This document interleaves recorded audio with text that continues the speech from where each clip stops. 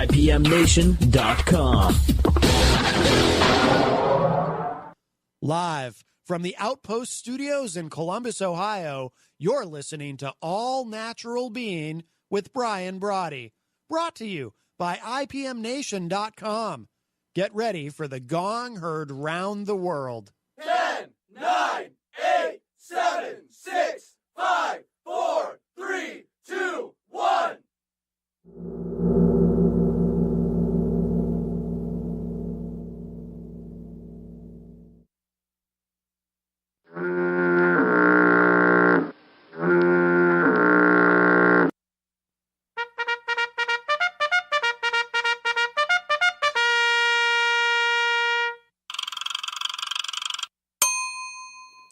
Hey there, this is All Natural Being.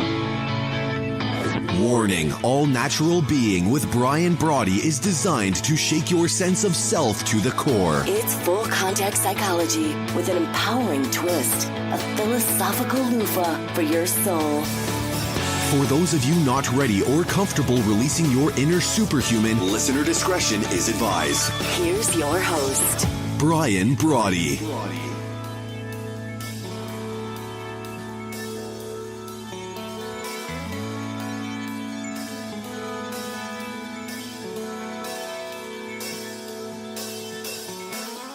Good evening and welcome. Wow, hour 11. Welcome to All Natural Being.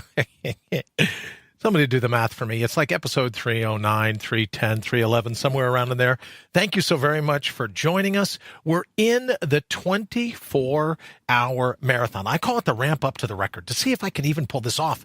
And a little while ago, I was talking to Amanda from AmandaBobbitt.com, and then later with Kelly, who I was thrilled to have her here in the studio. So Kelly, if you're listening, thank you so very much again. It was a lot of great information. I'm really fired up about it. So thank you for that very much. And I was saying, I'm 1/9 of the way from the 81-hour record. 1/9 of the way. I can't imagine.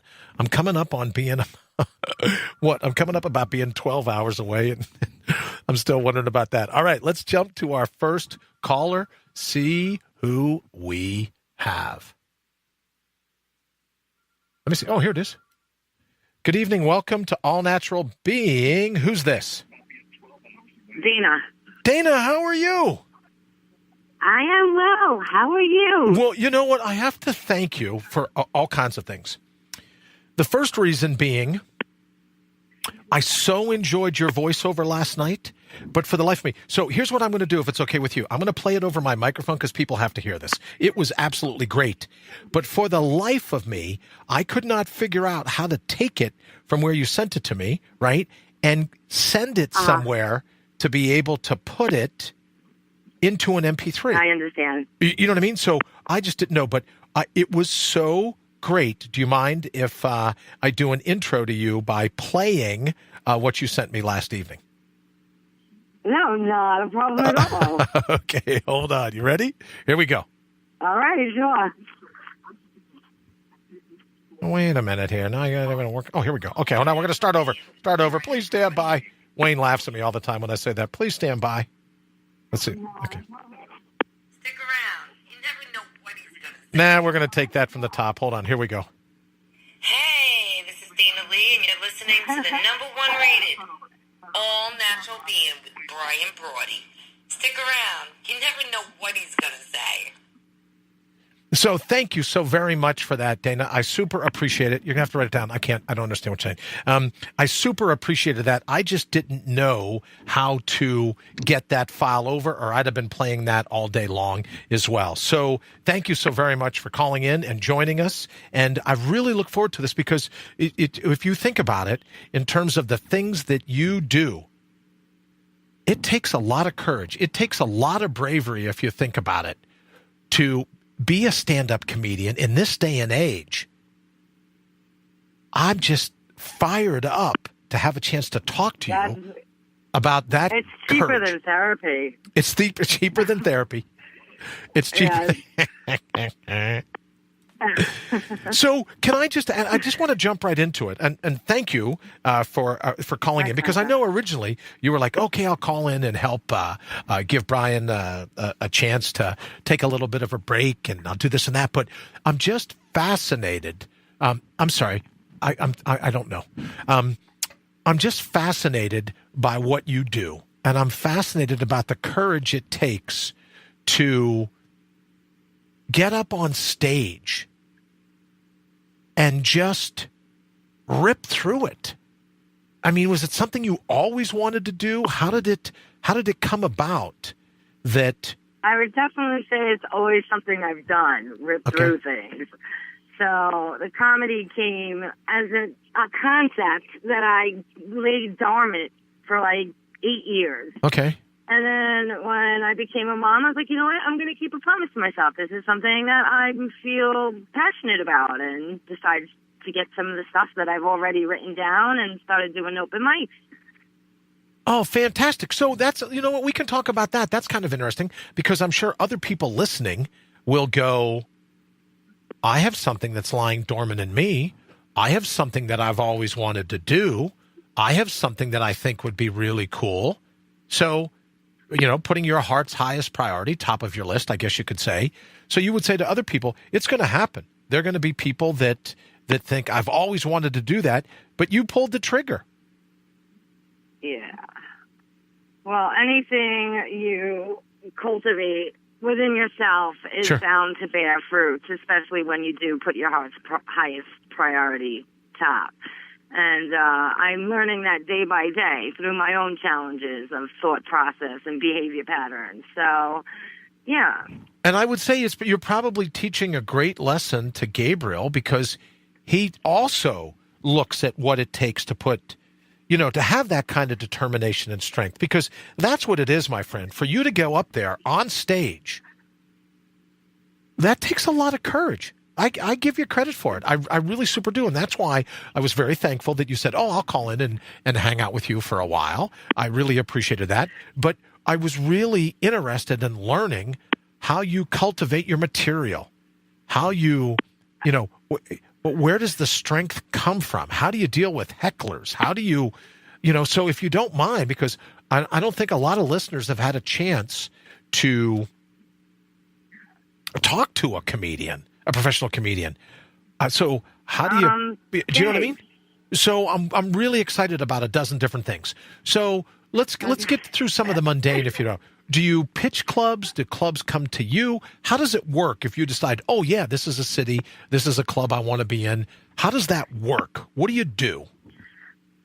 I would love to be a comedian where clubs had to come and look for me to perform. I am not at that level of putting my dues in. I mean, you know, right now I'm going to school. It's difficult to make my open mics, to hone in on my craft, but I'm always writing material, and life gives me comedy. If I don't laugh, I think I'd go mad. And there's concession in comedy, you know, so it's really very beneficial. I work with combat comedians, and it's veterans who try to help other veterans heal through humor who have been diagnosed or suffer from PTSD. So we go around, we bring awareness to, like, suicide awareness. We'll do fundraisers for, like, Pets for Vets, you know, organ transplants, Toys for Tots. And we are always in service, and I love doing that. Oh, that's very cool, by the way. I think that's very cool. So we were talking earlier about PTSD. My friend Sherry was on, and we were talking about, you know, how I had to come to grips with having 3 traumatic brain injuries, how I had to come to grips with having a brain shunt. And it was really something, because I didn't appreciate, Dana, I didn't appreciate that. I guess I always thought about PTSD was from people coming back from wars overseas. You know, maybe suffering conflicts, something like that. And I didn't realize it's trauma. Right, it's trauma in and of itself. And I went to a public event to speak, and I just had a total meltdown. Right, I just had a total meltdown. Right, as I said earlier to her, I made Glenn Beck look like he was a cold-hearted stoic. I just I started crying. I couldn't. So I'm interested to hear a little more about the PTSD and the work that you do. So, okay, we've established that. Now, when it comes time to write your scripts, when it comes time to write your bits, I imagine there's things going on throughout your day, and you have 3x5 cards or a chalkboard or a whiteboard or, like I have a little a voice recorder. My friend Lee Rowley and I use the same Voice Recorder Pro. So if an idea comes, you just kind of bang it out into the phone. So does the idea come to you and then you kind of work it into a bit, and then you work some more and more increasing ideas into a set? How does that work? Yes, it's kind of like a juggle because you have to know your demographic and what the age is. So I want to try and do material that's relatable. Okay. And just basically, really, it's all about me. I'm just selfish. I just like to talk about my stuff, and I like sharing in that because I always feel if I can make someone laugh, it's a great thing. And just I could categorize it. Am I speaking to an older audience? Is it about parenting? That would be relatable. Am I speaking to a younger audience? Mistakes I've made in my youth, or the difference as being. I just want to make it relatable where people can kind of like find common ground within themselves. Sure. And do you find is that getting more difficult to do or easier to do, given with everything going on in this day and age? Right? What do you... I don't give a damn. Okay, good for you. Whatever way it is. I'm up there and I'm telling whatever the heck I'm telling, and I'm hoping that they laugh. Okay, very right. So John says, hello, good evening. The 11th hour. Is it now? Chugging along. Thank you, John, very much. Kelly says, great show and so much to say. Mouth works faster than the brain sometimes. Kelly, I can't thank you enough. She was great, Dana. Absolutely. Wasn't she fantastic? I got to ask her all kinds of questions, and she was just fantastic. John says, almost halfway through the 24 hours. Boy, don't I know it. Yeah. Halfway. Hard to believe. Hard to believe. So thank you, John, for checking in on me. I most certainly appreciate it. Kelly says, hi, Dana, in case you're not looking at your feed right now. She says to say hello. And Sarah says, here comes 12. I know, halfway, right? Unbelievable. So you get these stories in life and you think to yourself, oh, okay, I need to work this into a bit. You don't care what people, I mean, obviously you have to care a little bit about people laughing and this and that, super stuff. But so talk to me about hecklers. Talk to me like, hecklers, right? I think everyone wants to say, oh, I would do it. And then someone starts screaming or hollering or making fun. So I imagine you have to put yourself in a mindset just to deal with hecklers. Well, you got to do that off stage too.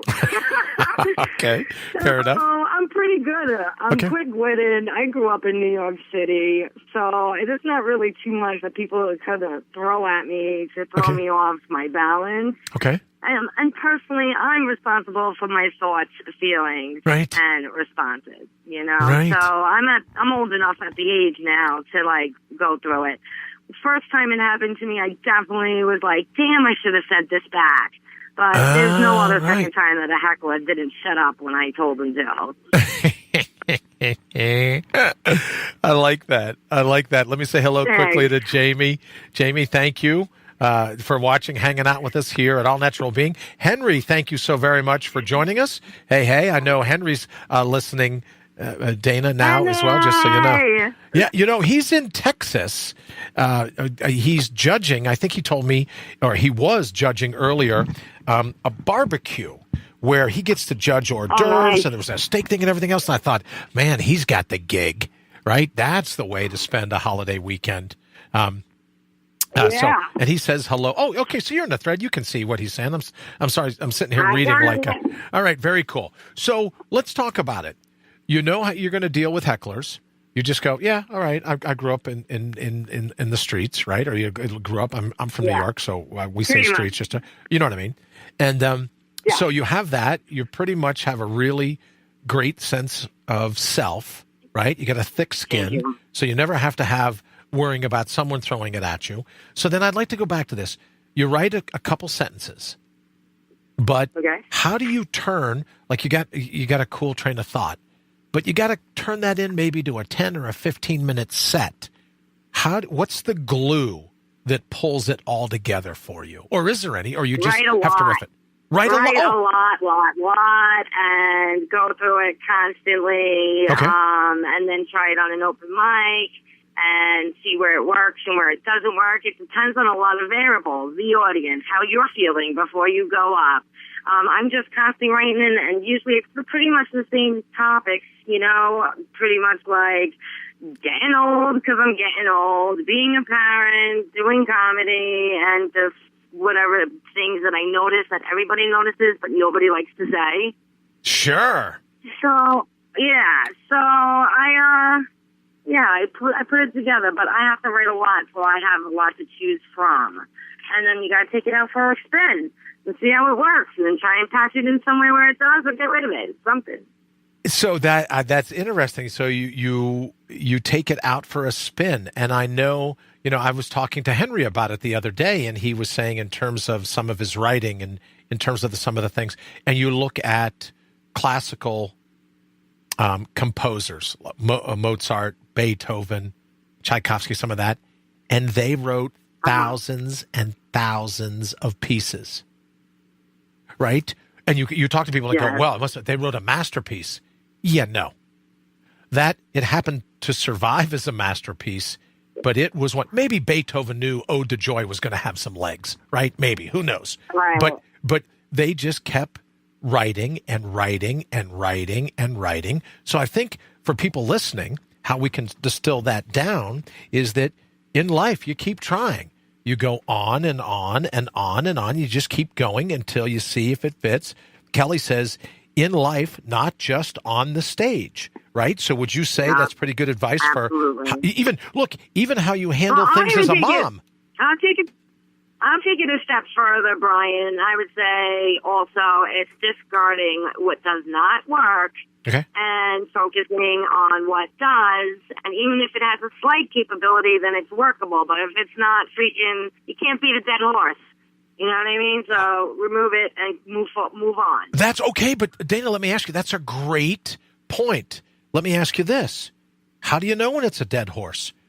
And by that I mean, do you ever get so invested in a line, a tagline, a joke, you get so invested in it, you can't believe it didn't work. How do you know when to move on, right? Like, do you say, okay, I try it in front of one audience. Maybe I wasn't on, so I'll try it in front of a second audience.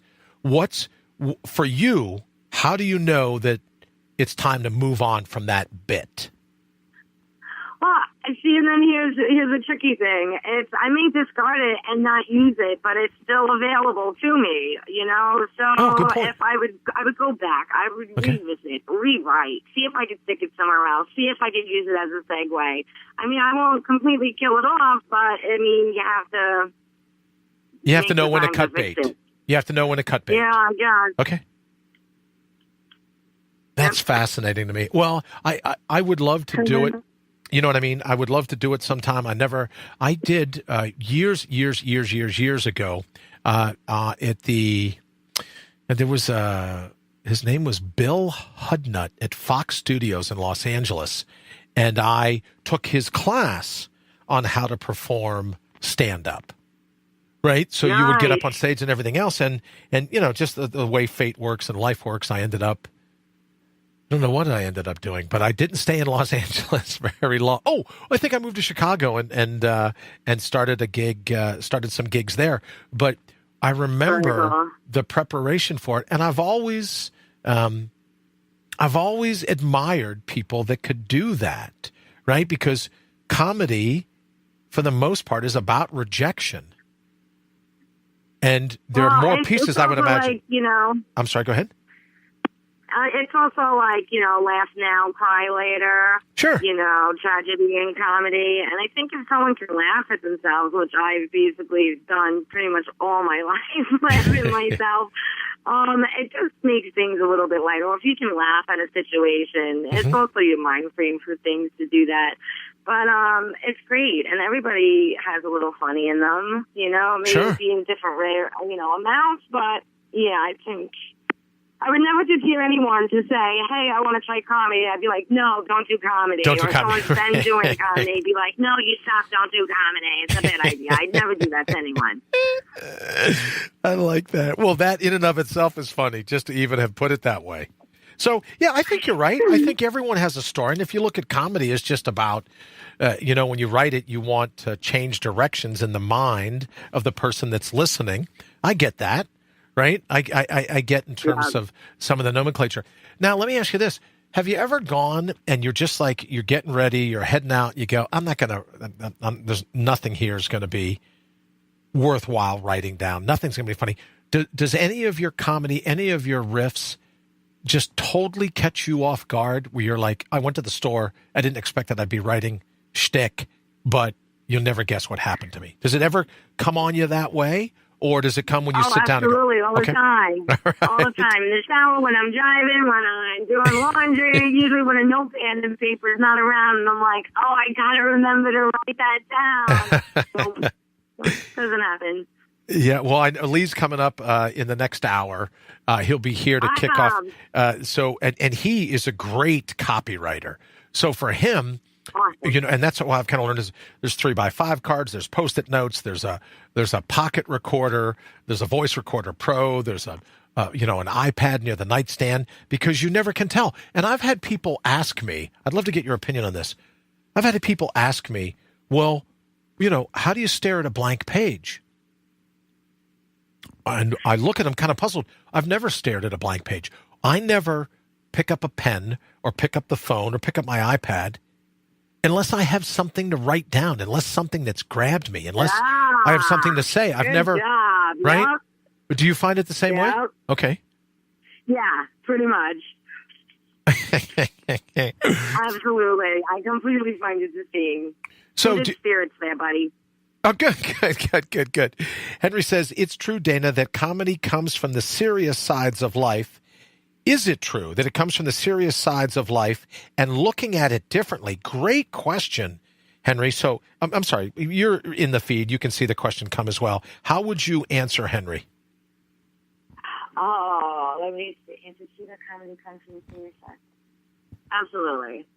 In fact, when you do comedy, you're forcing to look at it in a different aspect than what it is. Because if you can get a laugh out of something that, one time it's not something so funny to you, I think you win. I mean, comedy really, you win. You makes you lighthearted, even if you so much as change your smile. All your physiological components change instantly. So, yeah, I definitely would say yes to Henry. So, in this day and age, you hear comedians all over saying they can't go to college campuses. They can't say anything. Everything's true. First Amendment's definitely a tricky little ball game these days. I was going to ask you about that. What do you feel, right? Like, I look at most comedians and go, it's a joke. I have my Constitution, and when I go to sleep underneath my 45, that's how I feel. All right, Dana, do me a favor. Can you hold on for a minute? We got to run to the break at the bottom of the hour, but we'll be back. Absolutely. So don't go anywhere. I would love it for you to hang on. Then we'll open up the phone lines and go from there. But we will be right back. Okay. What do you think? This is so fun and awesome. Well, thank you, my friend, very much. We'll be back in just a moment. You're listening to the #1 rated all-natural being with Brian Brody here on IPMNation.com.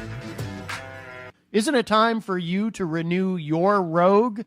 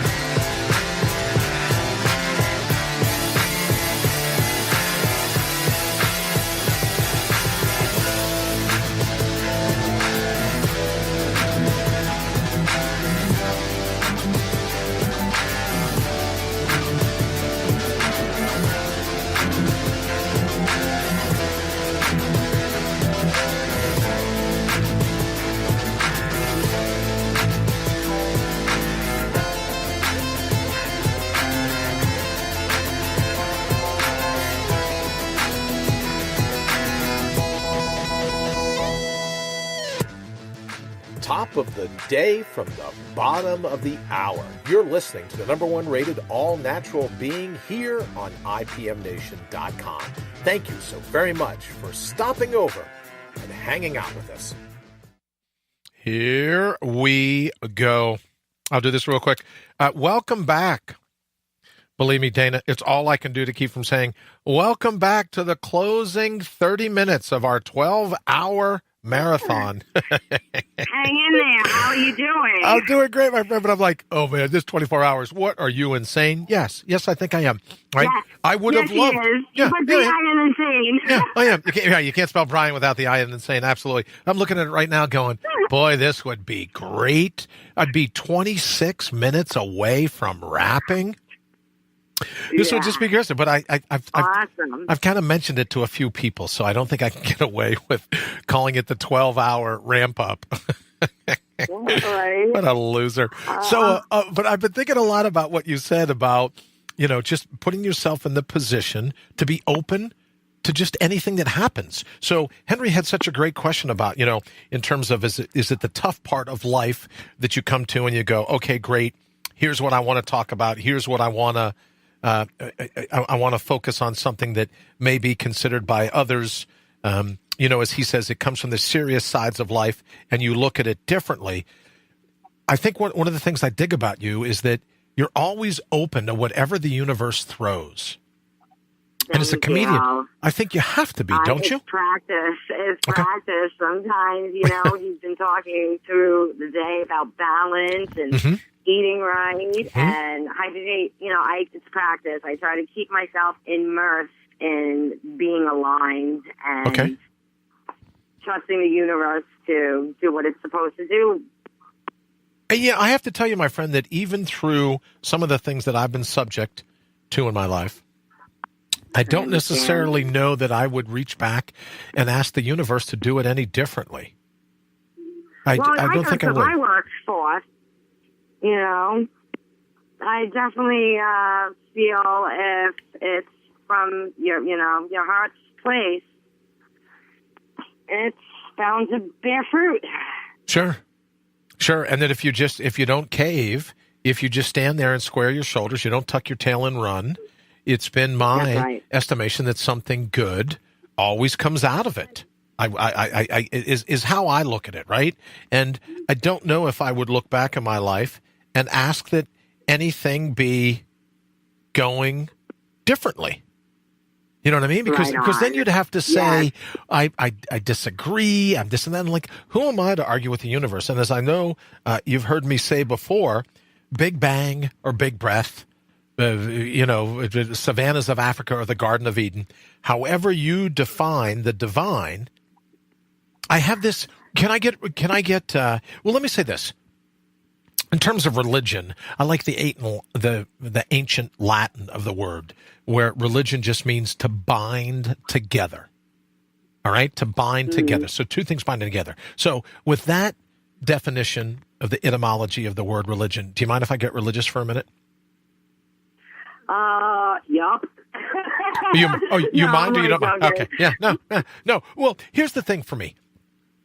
When I say thy will be done, when I say, Lord is my shepherd, I shall not want. You can think of any of the different things from any of the world's religions.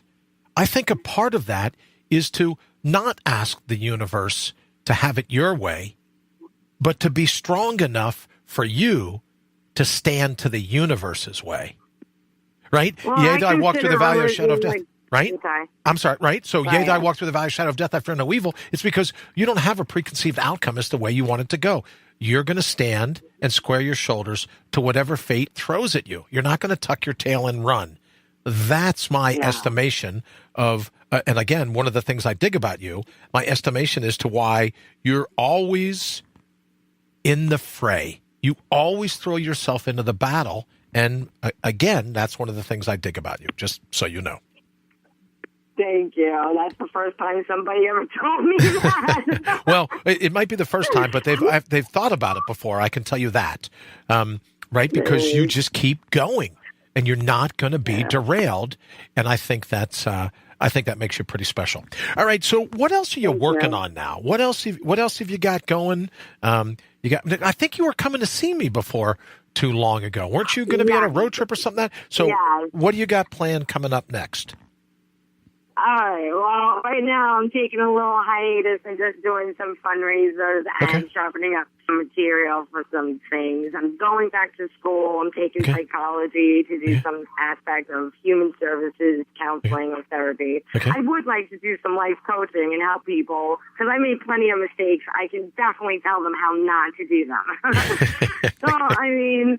And if I could help somebody, instead of you were saying religion, I call it spirituality and having a relationship, and it just helps me say, well, I was comforted. I need to go comfort. So I'm trying to do that the best I can without people, because I don't do stupid very well. I kind of itch and break out. So I do my best to give what I can where I'm at and get at it. You don't, I'm sorry, I missed that point. You don't do what very well?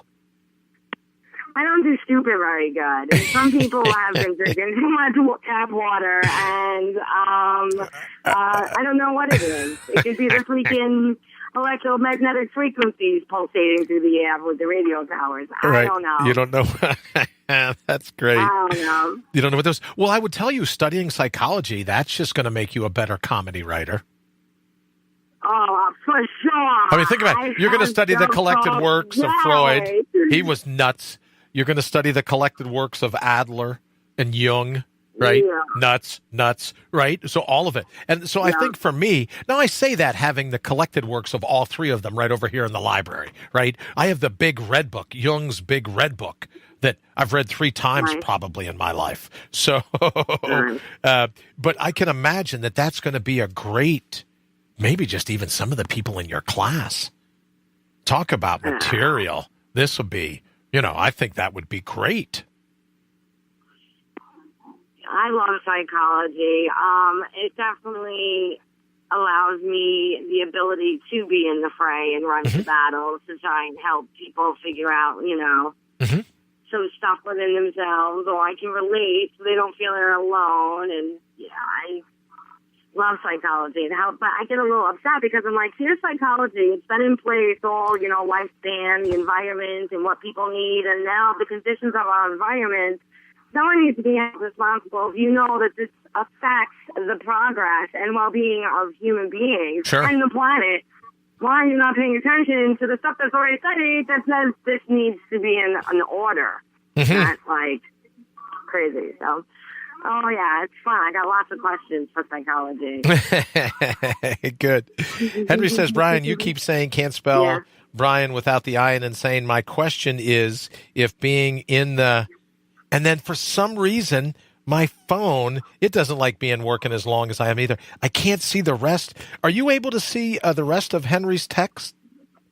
Oh, Dana, do you mind reading that for me? I have my phone plugged into the wall right now. I can't. Yeah, for some reason I can't get it. So he says, Brian, you keep saying can't spell Brian without the I in insane, but I can't scroll for some reason. I don't know what's going on. I can't scroll up this evening. So, Henry, if you could do me a favor, text the second part of that. I can see questions if being in the...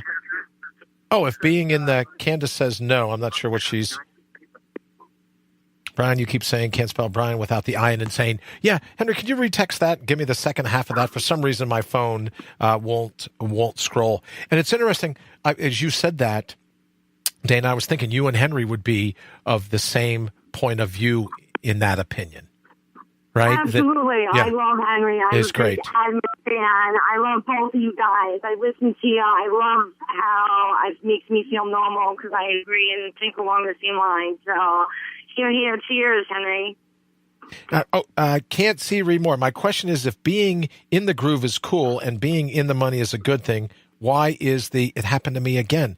My question is, if being in the groove is cool, I don't know about that. I haven't been in the groove in so long, I wouldn't know. And being in the money is a good thing.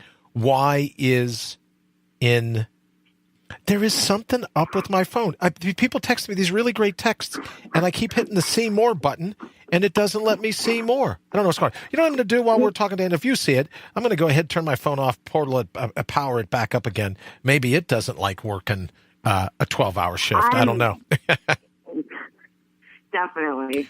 So, no, you were saying about hanging with Henry, and it's been, I call Henry, Kelly had mentioned it earlier about being my, you have a water filter, you have an air filter, you've got the ProPure water filter, you got the air filter from Polytech. Henry from Transitional Radio, he's my philosophy filter, right? He's the kind of that keeps me grounded and is just a great springboard, something for me to bounce things off of in different thoughts and different conversations that I have with him. So I know exactly, Dana, what you mean about that.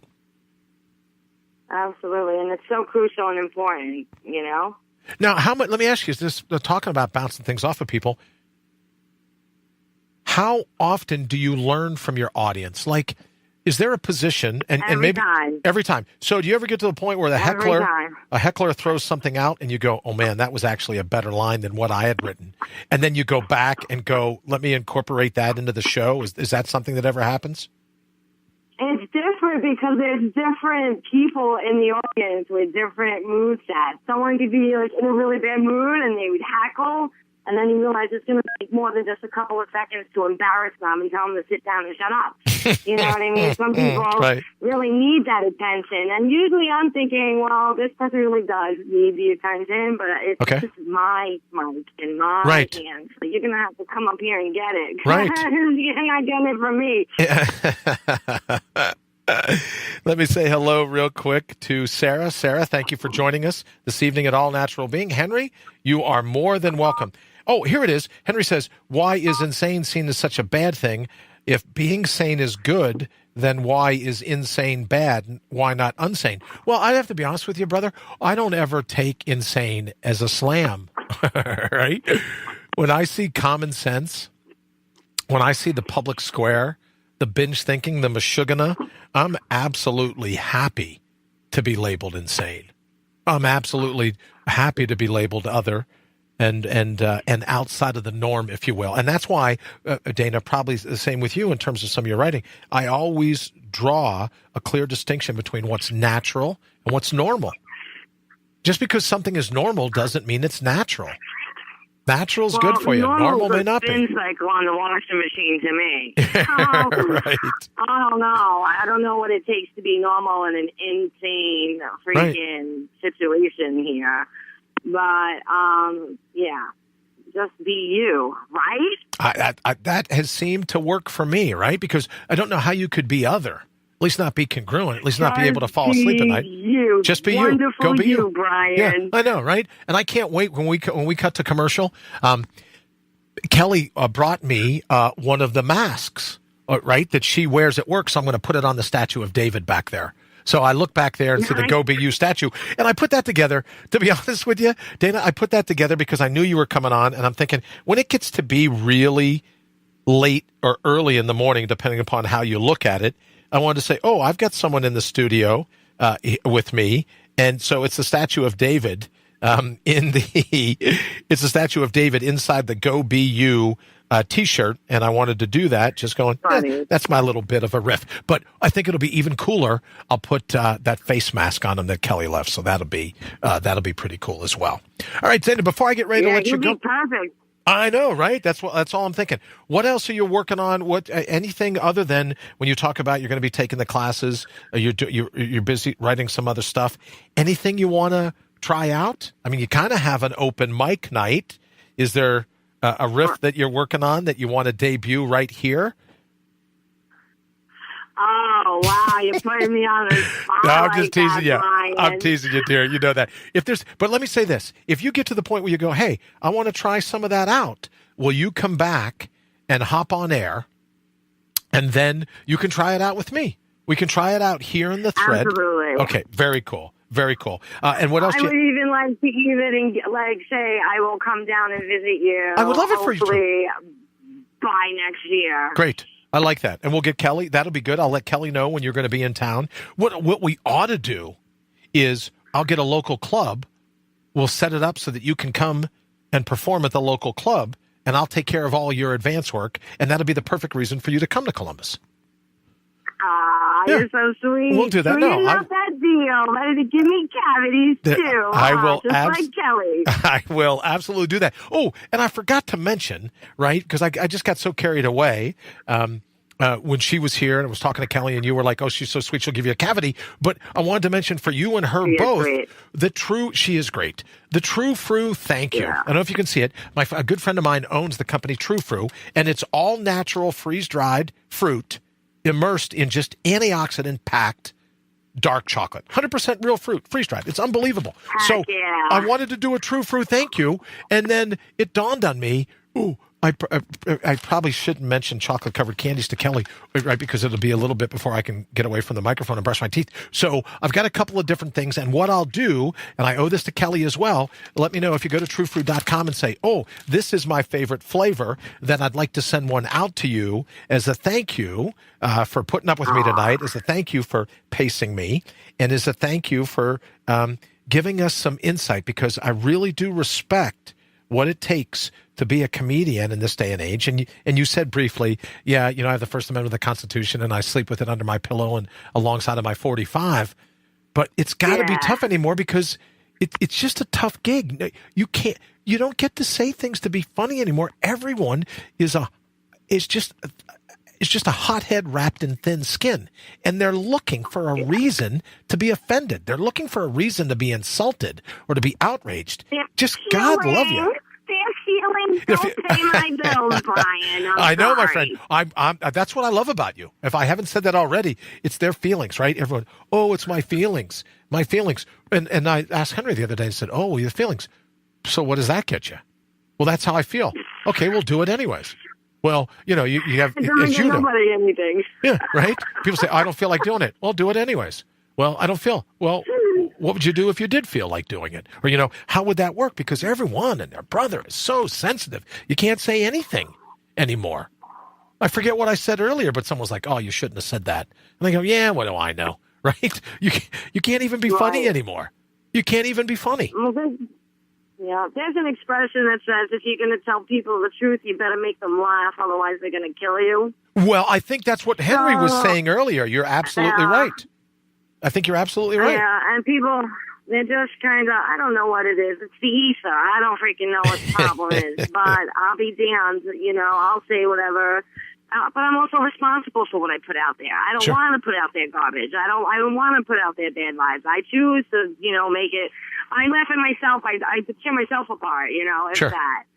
So it all depends. We're all responsible, and I just try to make a positive ripple and mind what I do say. And I'm even trying to remove profanity. I'm a New York City sailor. Yeah, no, profanity agreed. Out of my bed? Are you kidding? I know. Well, can I ask you a question then? Because this is something that I deal with, and I think everyone that writes deals with. I understand that you want to remove profanity. I understand that we think, okay, we don't want, we want to have a positive ripple on this and that. But at some point, you have to stand against the watering down of human wherewithal. And so I fall back all the time on sticks and stones might break my bones, but names will never hurt me. And if I say, if there's a name that I use that you're offended by it, tough luck. And that's why I beg people, call me a Mick. I beg people, call me a hair lip. I beg people, make a crack about being a cop. Make a crack about being from West Virginia. Make a crack about a brain tumor. Because a friend of mine said to me the other day, Dr. Kell said to me, she saw this little T-shirt that said, fun fact, I just don't care. Right? So I would rather people say whatever they want, believe whatever you want, because I just couldn't care less about your opinion. I tell my son, I'm like, listen, it's not what they call you, sweetie, it's what you answer to. Exactly. If you know it doesn't apply, let it fly. They're just buzzing bees, they don't want to focus on themselves. They want you to do it, Yes. And it's just like, nah, I'm sorry, I only have one kid. I'm good with, trying to teach somebody about themselves. No, that's a great point.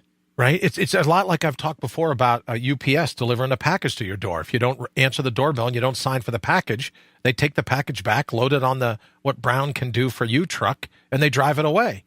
So it's a lot like what you just said to Gabriel. It's like, don't answer to it. So maybe it's not inappropriate language. It's inappropriate hearing. Just don't hear. How dare you think I owe you some freaking attention because you want to voice your opinions about me, but you haven't walked in my shoes? Right, exactly. You have some nerve. I like to see you try. It's over reverse more than you go forward. Don't try and tell me something about myself like I don't already know what the hell I am. I'm freaking old. I absolutely agree with you. I think that's great. And now we have a sense of what sitting in the audience will be when you get up on stage and start your riff. I absolutely love it. All right, my friend. Well, so what do you have planned for the rest of the weekend? A couple more minutes before I promised I would let you go at the top of the hour. What you got? What do you have going on? Golly, it's Sunday already, almost Monday morning.